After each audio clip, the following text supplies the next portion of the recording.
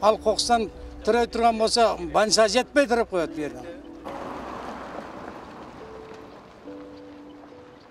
Ушул өкмөткө канча жолу өкмөттүн атынан, элдин атынан арыз менен кайрылды. Эч жыйынтык болгон жок.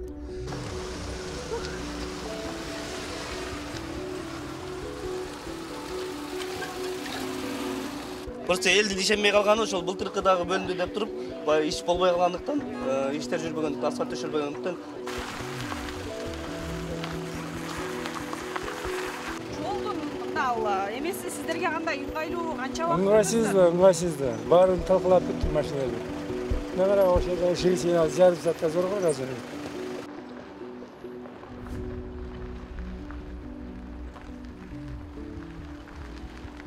Кээде скорыймен барып калат, оорулуу адамдар улуп калат экен. Ошол оорулуу адамдарды алып барышка бул жол уруксат болбойт даже. Ар бир 10 кадамга 20дан ашык чуңкур туура келген бул жол Өзгөндүн 3 айыл өкмөтүн Өзгөн шаарына алып барат. Азыр көрүп турсаңыздар, бул унаlardагы менин кадамым менен бирдей эле баратышат. Бул жолдон күн сайын 1000ден ашык айдоочу өтүшөт. Өзгөндүн 50ден ашык тургундары бүгүн чогулуп, ушул жолдун быйыл оңдоп берүүсүн талап кылышууда. Асфальт өздөрү ашар жолу менен жамап, ал деле бузулуп бүттү. Эми жамгырда өтө эле кыйын. Ооба. Жамгырда өтө эле кыйын. Кээде скорый менен барып калат, оорулуу адамдар улуп калат экен. Ошол оорулуу адамдарды алып барышка бул жол уруксат болбойт даже. Ал кокустан тирей турган болсо, банса жетпей туруп коет берди. Ушу жолдон даңка-дунка коркуат эле. Жаш балдар ыйлайт. Мына көрүп атасыңар, биринен бири каяка качасың? Кача турган жериң жок. Аягына барсаң да чукур, биягына барсаң да чукур. Ушундай биздин акыбал. Буга рас келипсиңер. Силерди угуп, эл аябай сүйүнүп, силерден бир жыйынтык болобу экен. Ушул бир кабарыбыз аяка жетеби экен деген тилегибиз бар. Унаңыздардын тетиктери да баткызылса керек, ошол. Айтып атпаймынбы? Мисалы бир айда таба турган болсок, бир 6000-7000. Ал деле жетпейт да тетке. Кичинекей темирин канча болот? 1,5-2 болот. Hiç жетпейт. Мына скорыйды карала келген, ал даже жолу жок мынандай. Буулуп турат. Бизге жол керек да. Аты жөнүңүздү айтып коюңуз. Кызыл Тоо айынан болом. Фамилиям Мурзаев, атым Туратбек. Араңыздарда маршруттук каттардын айдоочулары жокпу? Дагы мүмкүн эмес экен да азыр. Көрүп атасыздар го, бардык чакагастан эле түшөсүң. Маларды көрдүңүздөр го. Оңдоп берсе бизге деле жакшы эле. Кадойлор Кайра жасап атабыз. Бул жолдо негизи жүрүш мүмкүнбү? Анан тетиктериңиздер канчалык тез бузулат? Бат эле. Ушул бир 2 айда бузулат да. Ушул жолдочу. Барып келип атып эле кыйналабыз. Оңдолсо жакшы болот эле. Мындай жолдо канчадан бери каттап жүрөсүздөр? Постоянно эле. Көп болду да.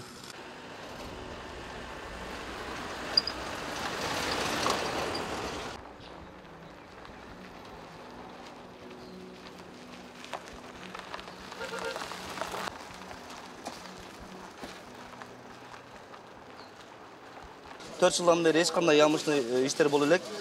Бул ямыштуу иштерин элдер өздөрү, карапайым элдер өздөрү чөнтөгүнөн топтоп, жанагындай асфальттап, то есть цементтеп, эптеп бир неме тегиздеп түзөп келишет.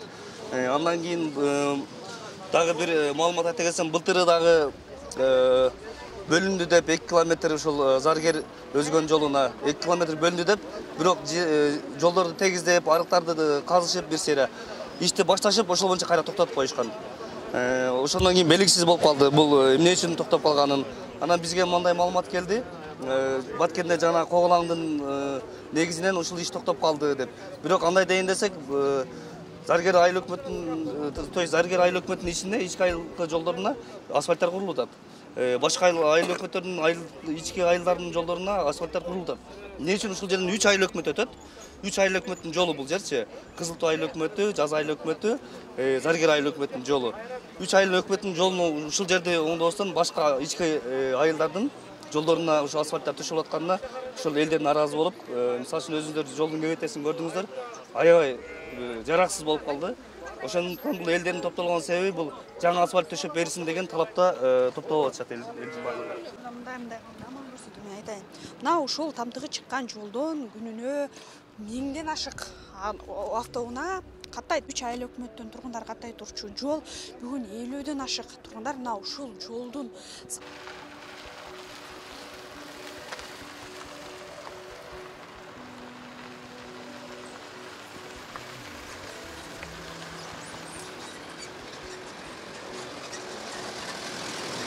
Rayonduk автоунаа жолдор биздин райондун негизги автоунаа жолдорун 2 жол тейлөө ишканасы тейлейт. Бир номер 5 жол тейлөө ишканасы жана номер 956 жол тейлөө ишканасы. Азыр сиз сураган мал базардын тушундагы жол бул номер 5 жол тейлөө ишканасы тарабынан тейлөнө турган жол.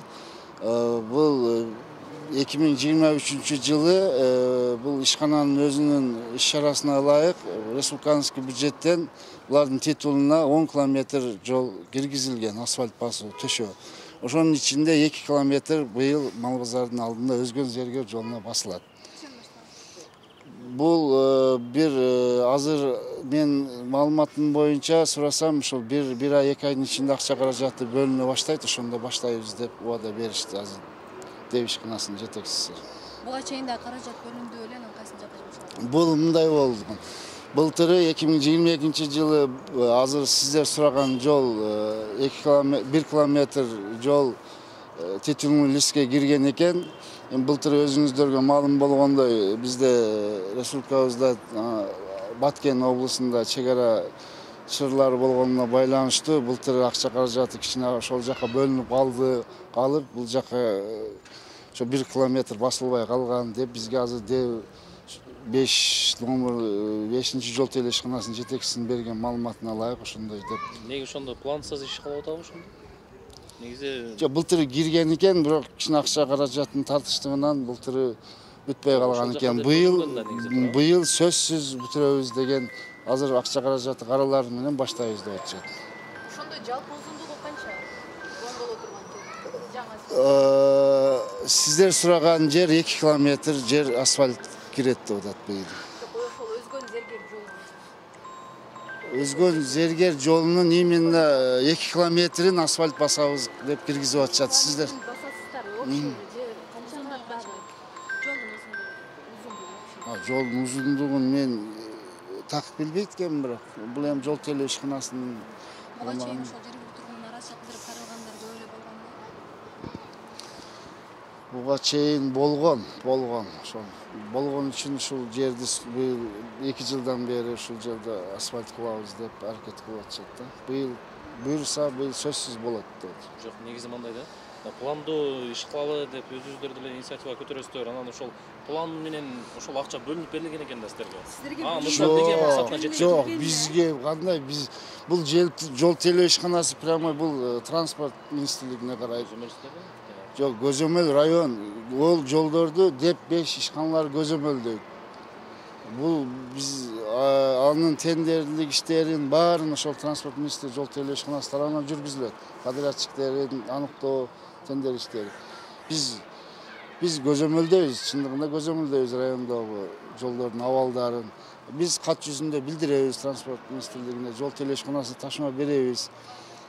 Жолдордун абалдары боюнча Баткенге кетип калды деп атышат. Жок, ону жол тейлөө ишканасынын жетекчилери айткан сөзүнөн айтып атам. Бизге ошондой деп жооп беришкен. Былтыры жол кичине тартыштык, бюджеттин тартыштыгынан ошол 1 километр, 2 километр жер калып кетти. Быйыл сөзсүз мына 2 километрди бүтүрөбүз деп бизге жооп беришти. Статистика айта аласызбы? Жалпы канча асфальт Быйыл жалпы канча? жок, быйыл менин билишимче быйыл номер жол тейлөө 5 ишканасы тарабынан 10 километр жолду асфальт басабыз деп атышат, планга киргизгенбиз деп. Номер 956 жол тейлөө ишканасы тарабынан да 10 километр. Жалпы районда быйыл 20 километр жол асфальт басылат деген пландары бар экен. Алардын ичинде бүгүнкү жолдагы бар, Анын ичинде сөзсүз бүгүнкү 2 километр бар.